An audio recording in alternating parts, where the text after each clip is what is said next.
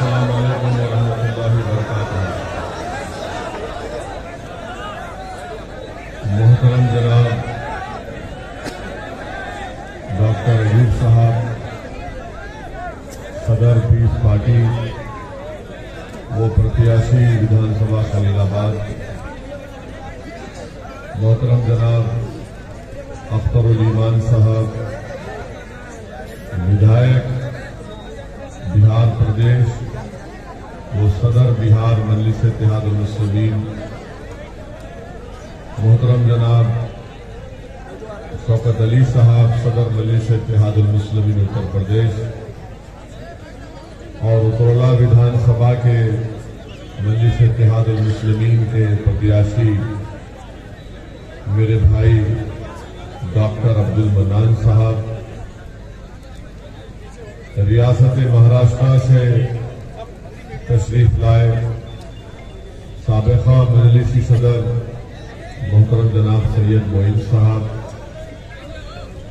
तेलंगाना रियासत से तशरीफ लाए तमाम मौजूद अरकान बल्दिया, मंच पर बैठे हुए मेरे तमाम मजलिसी रुतबा साथी, मैं सबसे पहले आप तमाम का बेहद शुक्रिया अदा करता हूं कि आपने अपना कीमती वक्त निकालकर आज की इस मीटिंग में शिरकत की और इतनी बड़ी तादाद में आपका अल्हम्दुलिल्लाह यहां पर जमा होना इस बात का पैगाम देता है कि आप तमाम ने 3 मार्च के दिन ये फैसला ले लिया कि उत्तरला विधानसभा से आपका आइंदा विधायक डॉक्टर अब्दुल मन्नान होंगे इंशाअल्लाह।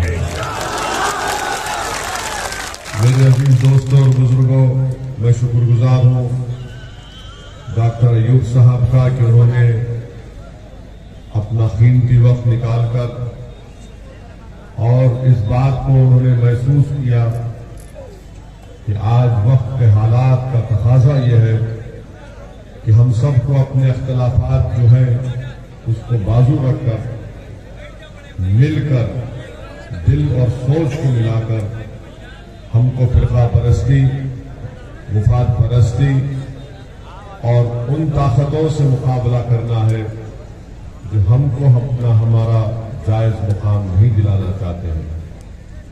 मेरे अजीज दोस्तों और बुजुर्गों, मजलिस इत्तेहादुल मुस्लिमीन की लड़ाई 65 साल से हमेशा हिस्सेदारी की लड़ाई लड़ी है। मजलिस इत्तेहादुल मुस्लिमीन हमेशा भारत की लोकतंत्र में, भारत की जमहूरियत में संविधान के आईन के दायरे में रहकर हम मजलूमों की, कुचलों की, अति पिछड़ा समाज की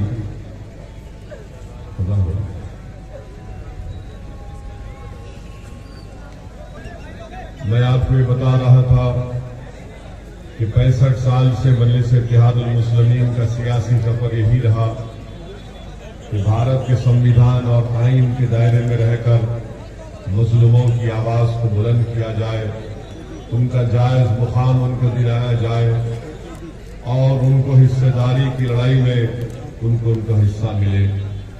मेरे अजीज दोस्तों और बुजुर्गों, असदुद्दीन ओवैसी कोई आला जात के या कोई नवाब खानदान से निकलकर नहीं आया आपके दरमियान में। मेरे बुजुर्ग, मेरे आबा अजदाद ने मेहनत की, जुस्तजू की, आम आदमियों की तरह अपनी जिंदगी गुजारी और अल्हम्दुलिल्लाह उन लोगों का तकवा, उनकी परहेजगारी हमारे बुजुर्गों की थी कि आज अल्लाह सुब्हानहू व तआला ने आप तमाम की दुआओं और आशीर्वाद की वजह से असदुद्दीन ओवैसी को यहां तक लाकर खड़ा किया। मेरे अजीज दोस्तों और बुजुर्गों, मगर एक बात मैं आपको बताना जरूरी समझता हूं कि मैं हैदराबाद पार्लियामेंट का सांसद हूं। हमारे 7 अरकान असेंबली तेलंगाना प्रदेश हैदराबाद में है। हमने अपने 65 साल की सियासी सफर में अब तक सत्ता में हमारा कोई मंत्री नहीं बना, हमारा कोई मंत्री नहीं बना, क्योंकि हर कोई आपसे आकर कहता है कि जब इलेक्शन जीतोगे तो मंत्री बनोगे या सत्ता में आओगे। मगर हम आपको बता रहे हैं कि सियासी ताकत क्या होती है। हमारे 7 विधायक हैं, 1 MP है, हैदराबाद में 44 हमारे कॉरपोरेटर हैं। हमने अपने क्षेत्र में एक असेंबली कॉन्स्टिट्यूंसी में, एक विधानसभा में, सिर्फ एक विधानसभा में हमने अपने MP लैंड फंड से 10 करोड़ की लागत से बच्चियों के लिए जूनियर डिग्री कॉलेज की बिल्डिंग बनाई। उसमें लड़कियां हिजाब भी पहनती हैं, नहीं भी पहनती हैं, वहां पर काम हो रहा है। 1.5-2 महीना पहले हमने वहां के कॉरपोरेटर नसीर साहब यहां पर उतरला में आपके दरमियान में, उनसे पूछ लीजिए, हल्के असेंबली कारवान में हमने सरकार के पास बैठकर सिर्फ एक विधानसभा में हमने 290 करोड़ की ड्रेनेज लाइन मंजूर करवाई। सिर्फ एक विधानसभा की मिसाल दे रहा हूं, 290 करोड़ की ड्रेनेज लाइन मंजूर करवाई। हमारे भाई अकबरुद्दीन ओवैसी की विधानसभा चंद्रायनपुर में, वहां पर उन्होंने कहा कि मेरे पास भी 300 करोड़ की सीवेज लाइन मंजूर करवाइए। हम मिनिस्टर से जाकर बात किए, उन्होंने हमसे कहा कि सर भाई, जो हमारे मिनिस्टर का नाम KT रामाराव है, KTR ने कहा कि सर भाई 1 महीने का टाइम दो, मैं चंद्रायनपुर में भी 300 करोड़ की सीवेज लाइन मंजूर करवाऊंगा। मेरे अजीज दोस्तों और बुजुर्गों, न सिर्फ ये बल्कि मजलिस ने हैदराबाद में हमारे बुजुर्गों ने, हमने कुछ नहीं किया, हमारे बुजुर्गों ने medical college, engineering college, MBA, MCA college, school of nursing और 2-2 दवाखाने हम लोग चलाते हैं। कम से कम पैसों में वहां पर गरीबों का इलाज होता है। मेरे भाई, ये कोई हम किसी से पैसा नहीं लिए, बल्कि आपने जो हमको वोट डालकर ताकतवर बनाया, तो हम उस ताकत का इस्तेमाल आपके लिए किए और ये तमाम इदारों को कायम किया। ये हमारे इदारे नहीं है, हमारे जाति नहीं है, और अल्लाह बेहतर जानता है कि इसमें से एक पैसा भी हम नहीं लेते। एक ट्रस्ट है, वो ट्रस्ट चलाता है। हम मर जाएंगे, हम जमीन की ग़िज़ा बन जाएंगे, मगर इंशाअल्लाह इदारे सुबह क़यामत तक आबाद और शादाब रहेंगे। ये मजलिस ने काम किया। और फिर आपको एक और मिसाल देते हैं, कोविड की दूसरी वेव में पिछले साल जून, जुलाई, अगस्त में आप अंदाजा नहीं कर सकते कि हमको दिन में कई फोन आते थे बच्चों के। वो जो बच्चे जोमेटो में काम करते, खाना कोई फोन पे ऑर्डर किया, तो एक लड़के ने हमको फोन किया कि सर साहब, हमारी मोटरसाइकिल के ऊपर 10,000 का पुलिस का ट्रैफिक का चालान है और हम जोमेटो में काम करते हैं। मैं दिन में 100 रुपये नहीं कमाता हूं, 10,000 कहां से दूंगा। मैं कोई एहसान जतलाने के लिए नहीं कह रहा हूं। मैंने फौरन मजलिस की तरफ जिम्मेदारों को फोन किया और उस मुतालिका वहां के कॉरपोरेटर को, मजलिस के सदर को कहा कि भाई ये गरीब बच्चा है, इसका इंतजाम करो। 1.5 घंटे के अंदर उसका जो ट्रैफिक का चालान था 10,000 रुपये दिए। वो बच्चा खुशी से पूरा कोविड में काम करता रहा, कुछ कमा लिया। फिर कोविड में सुनिए अभी अरे इनको जिताओ जिंदाबाद हम भी बोलेंगे। और फरीदाबाद से डॉक्टर अय्यूब को। दूसरी बात यह कि कोविड की महामारी में आपको मिसाल दे रहे, उत्तर प्रदेश में भी आपने देखा कि पानी के ऊपर लाशें गिर रही थी। नदी के किनारे कुत्ते किसी के बाप और मां की लाश को कुत्ते लोच कर खा रहे थे। उत्तर प्रदेश में गरीब को ऑक्सीजन नहीं मिला, अस्पताल मिला तो बेड नहीं मिला, बेड मिला तो दवाएं नहीं मिली। वैसे थे MP हमने क्या किया, हमने हमारे क्षेत्र में 800 ऑक्सीजन सिलेंडर हमने फ्री में जनता में दिए। 800 ऑक्सीजन सिलेंडर, और एक कोविड पेशेंट को एक सिलेंडर काफी नहीं होता, कम से कम उसको सेहत होने तक 7 या 8 सिलेंडर उसको हम लोग फ्री में रिफिल करा के दिए। मैंने बाहर से, बर्तानिया से 80 ऑक्सीजन कॉन्सेंट्रेटर मंगवाया।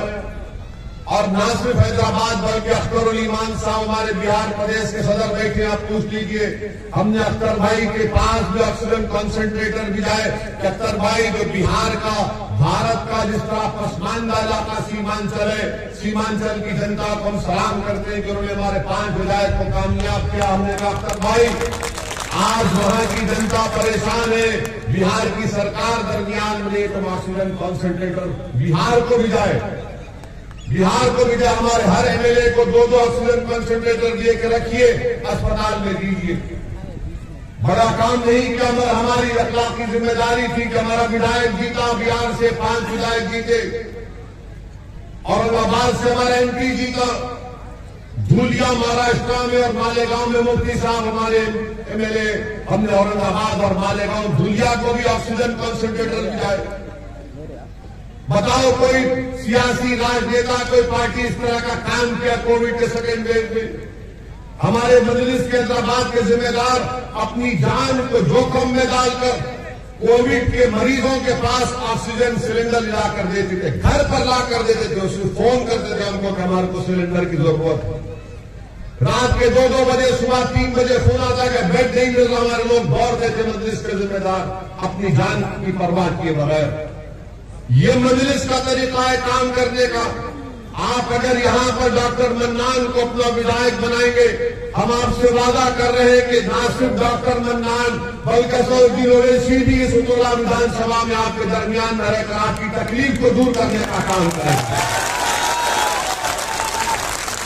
मैं कोई आसमान से तारे तोड़कर लाने का वादा नहीं कर रहा हूं। जो अल्लाह ने मुझे इज्जत दी, मुकाम दिया, इसीलिए दिया कि मैं गरीब और मजलूमों का साथ दूं, और हम वो काम करते रहेंगे। आपको एक और सियासी ताकत का बताता हूं। अख्तर भाई बैठे हुए हमारे प्रदेश बिहार के सदर, जनता दल का नीतीश कुमार की पार्टी का एक मेंबर, उसको लोग गुंडाई लोग पकड़कर उसकी जान ले लिए। पूरी ऐवान असेंबली को अख्तर अली मान हिलाकर रख दिया। उसके घर को गए, उस पीड़ित परिवार के घर को गए, उसके घर वालों से मिला, उसकी बेवा को अख्तर अली मान ने बाजू बिठाकर सरकार से ये मुतालबा किया कि मरने वाले को 1 करोड़ रुपया मिलना चाहिए। मरने वाला तो नीतीश कुमार चीफ मिनिस्टर की पार्टी का था। नीतीश कुमार की सरकार बिहार में एनपीआर एनआरसी को पिछले दरवाजे से लाना चाहती थी, तो मजलिस इत्तेहादुल मुस्लिमीन का विधायक बिहार की विधानसभा में खड़े होकर वहां की सरकार को कह दिया अगर एनपीआर एनआरसी बिहार में शुरू होगा तो अख्तर अली खान पूरे पटना को जनता से भर देगा। ये काम हम बर्दाश्त नहीं करेंगे। लोग बोलते कि तुम्हारे 5 विधायक जीते बिहार से, तुम सत्ता में नहीं हो। मैं आज चैलेंज के साथ कहता हूं कि जिन विधानसभा से मजलिस के 5 विधायक जीते, जहां बरसों से गांव में काम नहीं हो रहा था, आज वहां पर विकास का काम हो रहा है, जनता खुश है वहां पर। तो ये हमेशा बोलना कि सत्ता मिलेगी, सत्ता जब मिलती है ना किसी को तो उसकी जेब मोटी होती है, गरीब का फायदा नहीं होता। सत्ता जब आप देते हैं तो उसमें काबिलियत होनी चाहिए कि लड़कर काम कराया जाए। बैठ जाए जाकर एसडीएम के पास, डीएम के पास, एसपी के पास कि या तो मुझे तुम जेल में डालो या गरीब से इंसाफ करो। ये काम मजलिस करके आई और करेगी तोला में भी इंशाअल्लाह ताला। मेरे अजीज दोस्तों और बुजुर्गों, अब फिर हमारे ये जो समाजवादी के लोग, बसपा के, कांग्रेस के लोग बोलते कि बताओ डॉक्टर मन्नान और ओवैसी का क्या मामला है। अरे मैं तुमको आज की सभा में खड़े होकर कह रहा हूं, बताओ अखिलेश और कांग्रेस के लीडर राहुल गांधी कौन से खानकाह के शेख के मुरीद है? बताओ। अखिलेश यादव और राहुल गांधी कौन से खानकाह के शेख के मुरीद है? और वो जो बसपा की मैडम है वो कौन सी पिरानी मां है? याद रखो, अगर तुम बोलना शुरू करोगे तो हमारी जबान बहुत लंबी है, बहुत खोल देंगे, पूरा शीशा खोल देंगे तुम्हारा। अगर तुम बात करते हो तसव्वुफ की तो सुनो। तसव्वुफ के माने जुनैद बगदादी रहमतुल्लाह अलैह ने बताए थे कि तसव्वुफ वो है, सूफी वो है जो दुनिया में मर चुका और अल्लाह के लिए जिंदा। वो सबक हमने खानकाह से सीखा, अब हमको सबक सिखाएंगे? आप बताएंगे हमको? तो बताओ फिर, तुम जिस पार्टी की तारीफ कर रहे हो कौन सी खानकाह का शेख है? डॉक्टर मन्नान है, डॉक्टर है, इंसान है, तड़प रखता है आपके लिए। मेरे अजीज दोस्तों और बुजुर्गों, ये बात तो आपको समझना है।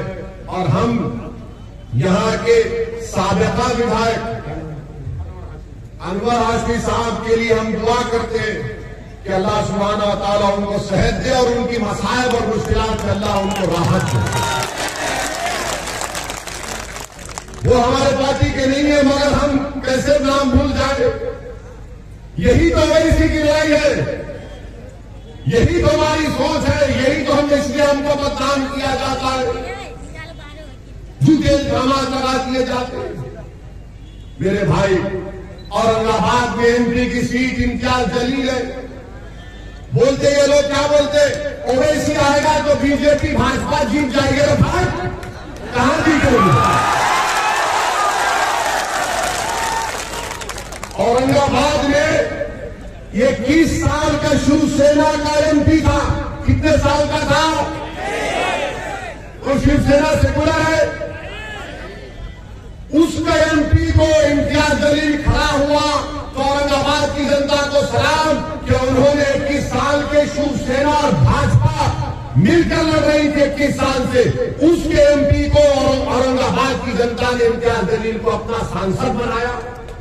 कांग्रेस करी कुछ, महाराष्ट्र की सपा करी, कुछ नहीं करी। इनको डर यही है कि ये बड़े बड़े खिलों को तोड़कर आगे बढ़ रहा है, बड़े बड़ों को नीचा कर रहा है। मैं मजलूमों को कराना चाहता हूं, मैं बड़ों की फिक्र नहीं करते आया हूं। मेरी आंखों में कमजोर, जो कमजोर है मेरी आंखों में मजबूत है। और बोलते क्या ये इश्क करता है? अरे दीवाने, मुझसे बड़ा कोई रसूल अल्लाह सल्लल्लाहु अलैहि वसल्लम का चाहने वाला नहीं होगा। ये तो उनका सदका है जो हम खा रहे हैं, ये तो उनका सदका है जो हम खा रहे हैं। और उन्हीं का कर्म होगा, उन्हीं की सिफात हो गई तो हम कामयाब होंगे सर के मैदान में। इश्क हमको सिखाएंगे आप? सारी दुनिया हमसे नफरत करती है, आप हमको सिखाएंगे? मजलिस का एक एक फर्क, मजलिस का एक एक रुकन आशिक रसूल भी है और गुलामान मुस्तफा की आल के आल का गुलाम है। और अगर तुम इस पर बहस करना चाह रहे, तुम नहीं बैठ पाओगे 10 मिनट के हमारे सामने, तो हम तुमसे पूछेंगे तो तुम जिस पार्टी की तारीफ कर रहे हो उसका नेता कौन सी खानखा का शेख है, हम तुमको बताएंगे हमारा शेख कौन है। मेरे अजीज दोस्तों और बुजुर्गों, क्या कहा था इकबाल ने इसके बारे में कि इसके मिदराब से नग़्मे तारे हयात, इससे नूर हयात, इससे नारे हयात। और क्या कहा था इकबाल ने कि बुझी इसकी आग तो अंधेर है, बुझी इसकी आग तो अंधेर है, मुसलमान नहीं खाक का ढेर है। हम तो इसकी बात करते और ये तमाम सपा बसपा कांग्रेस के लिए हम तो कहते हैं कि हम इनकी लैला हैं। ये पूरे हमारे पीछे पड़े रहते हैं दिन भर रात भर, रात में भी इनको ख्वाबों में नजर नहीं आते हैं। इसीलिए हमारी गाड़ी पर गोलियां चलाई गई, 4-4 गोलियां हमारी गाड़ी पर चलाई गई। तो हमको एक सपा वाले ने फोन करके कहा कि आपकी गाड़ी पे नीचे लगी गोली। मैंने कहा बेटा एक काम करना, तुम्हारे भैया को बुलाना, गाड़ी में बिठाते हैं और 4 राउंड नीचे मारते, अगर वो पेशाब ना कर दे तो हमको बोलना।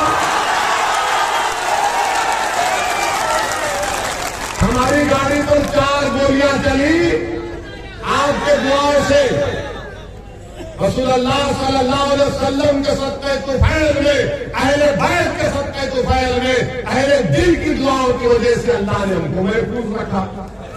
और हम 24 घंटे के अंदर पार्लियामेंट में जाकर तकरीर भी किए। अगर किसी की गोली पड़े, गाड़ी पर 2 पत्थर पड़ जाते तो घर से नहीं निकलता 4-4 दिन। हमको कहते हमको सिक्योरिटी नहीं चाहिए, हमको नहीं चाहिए, हम जनता के दरमियान में रहेंगे। अमित शाह ने कहा Z कैटेगरी ले लो ओवैसी जी, हमने कहा Z कैटेगरी सिक्योरिटी नहीं चाहिए, हमको A कैटेगरी का शहरी बनाओ, हमको बराबर लाओ, सबके और ये लड़ाई मजलिस इत्तेहाद मुस्लिमीन की है। और आपके विधानसभा में हम रुक गए कज़ा के लिए, हाँ एक रुक गए कज़ा के लिए, तुम जारी रखते हैं। आपको तुरला विधानसभा में रेलवे लाइन है? नहीं है, रेलवे लाइन नहीं है, नहीं है।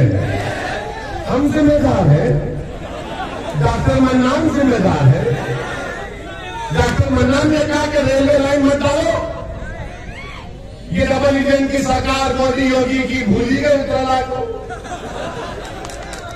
और यहां का बीजेपी का विधायक भी रेल की लाइन नहीं डाला, मगर बोला double engine double engine double engine.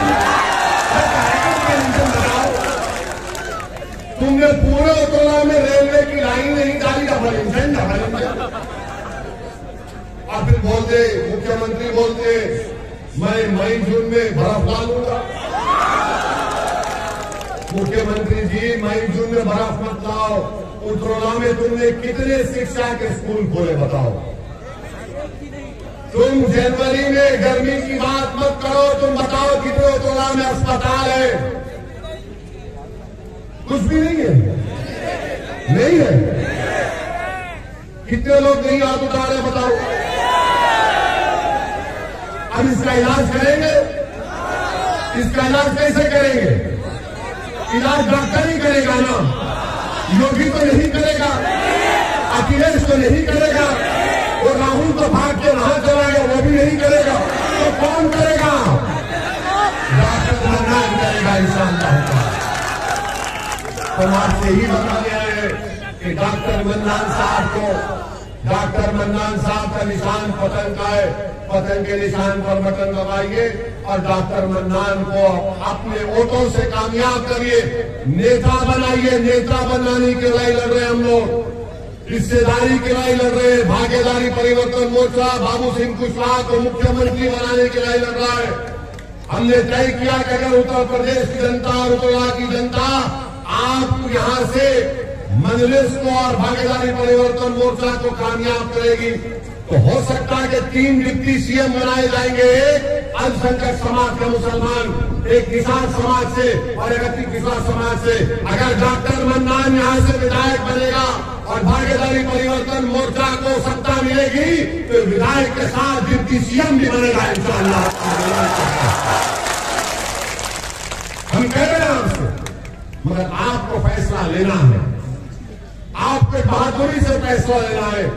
ये आकर बोलेंगे वो बीजेपी आएगी, बीजेपी आएगी। अरे भाई तुम्हें बीजेपी 2019 में आपने बीजेपी को वोट दिया था पार्लियामेंट में, कितनों ने नहीं दिया था? अब हम भी जिम्मेदार हैं उसको। ये आकर बोलते हैं शैतान जब कान में कुछ करता है ना, अब हमारे जाने के बाद इब्लीस की औलाद बहुत बोलेगी, अरे देखो बीजेपी बीजेपी। अरे बीजेपी का वजीफा तू इतना क्यों करता, तू समझ में नहीं आता। मेरे अजीज दोस्तों और बुजुर्गों, आपसे मदद गुजारिश कर रहे कि आप इनकी बातों में मत आइए। 5 साल के लिए हमको मौका दीजिए, सिर्फ 5 साल के लिए हमको मौका दीजिए। उत्तरोला में हम ऐसा विकास, ऐसी तब्दीली लाएंगे इंशाअल्लाह ताला कि आप भी कहेंगे कि हमारे फैसले पर आपने जो फैसला लिया वो इसमें उसकी पार्टी ने हमको शर्मिंदा नहीं किया। तो आपसे गुजारिश करने आए हैं कि आप 3 मार्च के दिन पूरे एतमाद के साथ निकलिए, और हम आपसे वादा कर रहे हैं ये मोदी सुट्टा सांड का, आवारा पशुओं का मसला नहीं कर सकेंगे। मोदी और योगी नहीं कर पाएंगे। मेरे अजीज दोस्तों और बुजुर्गों, बहुत से मसाइल हैं आपकी विधानसभा में, तकालीफ है। हम आपसे सिर्फ यही इल्तिजा करने आए हैं कि 3 मार्च को आप डॉक्टर मन्नान को वोट देकर कामयाब करिए, और आपसे अपील कर रहे हैं कि आप डरिए मत, डरिए मत। आप डरेंगे? डरेंगे आपको? ऐसा ही बोल रहे हैं, पूरे एतमाद के साथ बोल रहे हैं, डरिए मत। अब हमारे भाषण के बाद क्या बोलेंगे मालूम आपको? अरे उधर का वोटर बीजेपी में जा रहा है, फिर जब मतदान का दिन आएगा अफवाह फैलाएंगे। इस इब्लीस की औलाद है ना ये लोग, कुछ करते हैं। तो जब आकर वो बोलेगा तो बोलना, अरे उसका वोट कहां जाता, जाने से मेरा वोट तो डॉक्टर मन्नान के लिए। और जब दर्द कभी दिल में पैदा होगा तो उस कर्नाटका की बच्ची ने हम तमाम को जिंदगी का एक हौसला और अज़म सिखाया कि जब शैतान वसवसे पैदा करता है, तो उस बच्ची ने कहा कि जब मुझे बलवाइयों ने घेर लिया था तो मुझे डर लगा, तो मैंने नारा लगाया। क्या नारा लगाया था उसको? जोर से लगाओ, दम के लगाओ, घूम के लगाओ, इसमें घूम के लगाओ। अब भाग गया इब्लीस के हाथ से। बोलेगा ये तो अजीब बात कर दिया है, मगर मेरा ये भड़काऊ भाषण जो आज का हुआ है, आपसे विनती करते हैं इसको नौजवानों से खास तौर से जरा इसको फैलाओ। व्हाट्सएप, वो फेसबुक भी है, फसाद बुक भी है, इंस्टाग्राम भी है, सब पे फैलाओ ताकि उत्तरला की जनता को मालूम हो जाए कि एक दीवाना आया था जो हमारी दिल की बात किया, जो हमारी रिश्तेदारी की बात किया और उत्तरला विधानसभा के विकास की बात किया। आप तमाम का बेहद शुक्रिया कि आपने अपना कीमती वक्त निकालकर आज के इस मीटिंग में शिरकत की। हमको डुमरियागंज भी जाना है और 4 जगह जाना है, मगर आते रहेंगे।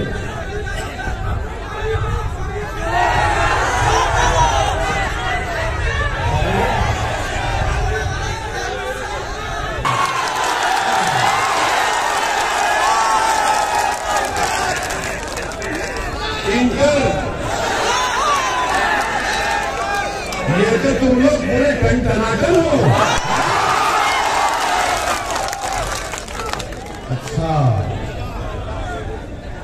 अच्छा तो हमको ये भी करना पड़ रहा है, ठीक है। देश के गृह होम मिनिस्टर अमित शाह साहब उन्हीं का बोल रहे हैं, वो उत्तर प्रदेश को आए तो आकर उन्होंने कहा कि बीजेपी को खुदा न खास्ता सत्ता दोबारा मिलती है, तो अमित शाह ने कहा कि मैं नौजवानों को पैगाम दे रहा हूं कि जो 12वीं के बाद इंटर में जाएंगे उनको क्या दिमाग है, अरे क्या दिमाग है शाह साहब, वाकई में शाह है। मोदी जी ने भी ऐसे लोगों को पाला है। पशु को छोड़ दिए खेत में और शाह को बोले 12 के बाद इंटर। मगर मोदी जी कहते हैं कि सियासी जिंदगी में हंसी मजाक होना चाहिए। मन की बात में कहा था, तो हमको उसी पर एक चीज याद आ गई कि मोदी जी सऊदी अरब गए थे। सऊदी अरब गए तो वहां पर सऊदियों ने उनको तोप दिखाई, तो मोदी जी बड़ी गहराई से उसका मुताला किए, घूम के देखे, कहना तो यूं किए और देखकर उस सऊदी शेख से बोले कितना दूर तक फेंकी। वो शेख बोला वल्लाही तुमसे कम फेंकी। 15 लाख नहीं आए, 2 करोड़ नौकरियां नहीं आए। अब कह रहे 10 मार्च के बाद मैं चुट्टा सांग का मसला हल करूंगा। मोदी जी गरीब परेशान है, सब परेशान है, मगर उत्तरला की विधानसभा की तरक्की के लिए असदुद्दीन ओवैसी, अमित शाह, नरेंद्र मोदी, ये सबको बाजू रखिए। आपका सोचना, ये विधानसभा आपकी है, इन बच्चों का मुस्तकबिल आपका है। 5 साल के बाद जब ये बच्चे बड़े हो जाएंगे, ये आपसे सवाल करेंगे, बताओ आपने हमारे विधानसभा में शिक्षा का इंतजाम क्यों नहीं किया, अस्पताल क्यों नहीं आई, रेलवे की लाइन क्यों नहीं आई, यहाँ के रोड पानी का इंतजाम क्यों नहीं किया, हमारा नेता कौन है, हम किसका हाथ पकड़ कर रोएंगे, कौन हमारी सरपरस्ती करेगा, कौन हमारी रहबरी करेगा। मेरे भाई, इस पर आपको वोट देना है। डॉक्टर मन्नान एक बेहतरीन आदमी है, मैं इनको करीब से जानता हूं। ये आदमी आपके लिए तड़पता है, याद रखिए, इसके दिल में आपकी तड़प है, और ऐसे तड़पने वाले को आप अपने वोट से इनको कामयाब कर दिए। और मैं आपसे अपील कर रहा हूं कि हमारे लिए दुआ करिए कि अल्लाह जब तक हमको जिंदा रखे अल्लाह हमारी ज़बान से सच्चाई और हक को बयान करने का अल्लाह हमको